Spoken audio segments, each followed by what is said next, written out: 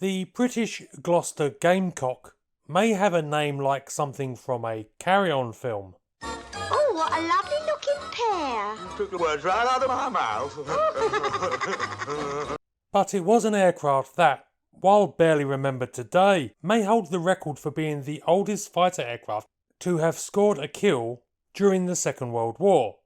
Although that claim is rather subjective, and I'm looking forward to the discussion in the comments on the topic.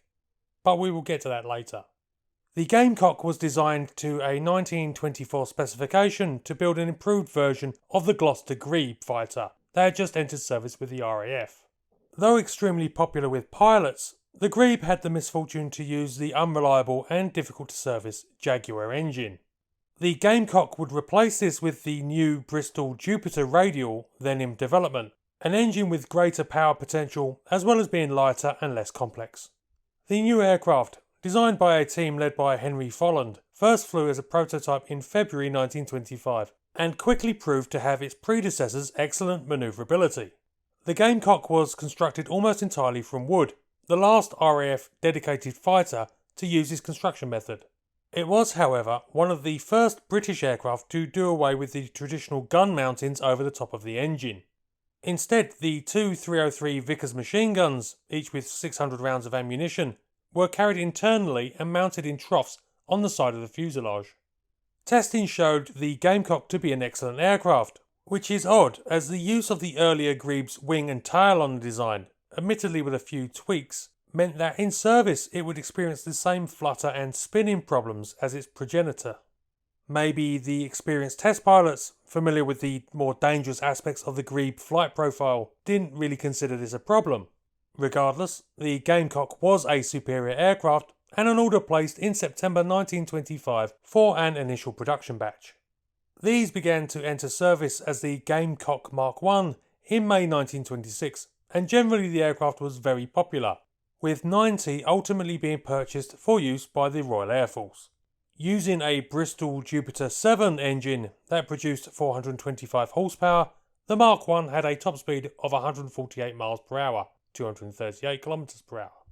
With its compact design and an engine mounted close to the centre of gravity, the Gamecock was an extremely agile aircraft. But a couple of issues meant that the Gamecock didn't enjoy a very long service life with the Royal Air Force. As mentioned, the design had the same aerodynamic flaws as the Grebe, and this led to a heavy accident rate. During its first 19 months of service with the RAF, 22 aircraft crashed, resulting in the deaths of 8 pilots. The causes varied from total structural failure in flight to loss of control from sudden spinning and landing accidents. Considering that only 90 aircraft were in service, 22 is a significant proportion. Keen to resolve this and secure more orders, Gloster built the Gamecock Mark II. This used a larger tail unit and an increased size upper wing, which resolved the spinning and flutter issues. The Mark II proved a much better aircraft than the Mark I, including squeezing a little more speed out of the design. But only 3 were built for testing by the RAF, entering service in early 1928. These served briefly alongside the one and only Mark III, created by the RAF to test fuselage improvements for spinning trials, but the British had no interest in buying more Gamecocks by this point. This is often attributed to loss of faith in the aircraft, but I suspect it had more to do with the fact that the Gamecock was recognised to be soon obsolete. Even before the Gamecock first got airborne, the Fairey Aviation Company flew their Fox attack bomber, a private venture and an aircraft that is on my very long list of to-do videos. The Fox had a top speed that matched the Gamecock and surpassed many other contemporary fighter aircraft. With aircraft like this in existence, fighter design needed to be thoroughly modernised to stay relevant in any conflict. And that is exactly what was occurring as Gloster were pitching their Gamecock Mark II. In fact, even while that aircraft was being tested by the RAF, it was doing this alongside the Bristol Bulldog Mark II. This was a thoroughly modern design that used an all-metal structure with a fabric covering and was capable of higher performance than the new Gamecock.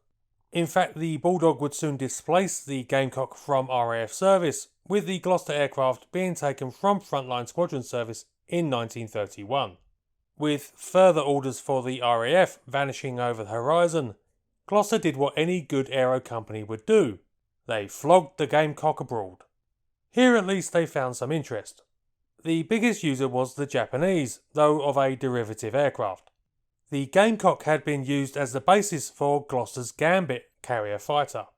Though this didn't get adopted by the British, the Imperial Japanese Navy was extremely interested.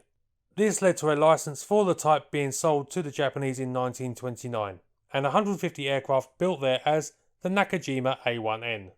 Gloster also pitched the Gamecock to several other countries, but only one was interested: Finland. In March 1927, a Gamecock Mark II, flown by Howard Saint, flew at the Finnish air pageant over Helsinki. His aerial display must have been something, as a local newspaper stated that his flying really exceeded one's imagination. The following year, the Mark II won the contract to be the next Finnish fighter, and a license for the production of 15 aircraft by the National Aircraft Factory in Helsinki was procured.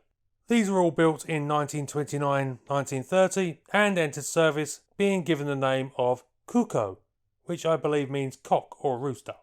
Like their RAF fellows, they had a short frontline lifespan, serving with Fighter Squadron 24 from 1929 until 1935. The Kukos were then relegated to training squadrons, and that would appear to be that. The Gamecock was a competent aircraft which, like most designs of the 1920s and 30s, was rapidly outpaced by the gallop of aeronautic progress that was occurring during that period. If you want to see any of them today, 2 partial fuselages exist in Finnish museums, whilst the Jet Age Museum in Gloucester, England, has a full-sized replica on display. Except we have that initial question that I posed in the title, don't we?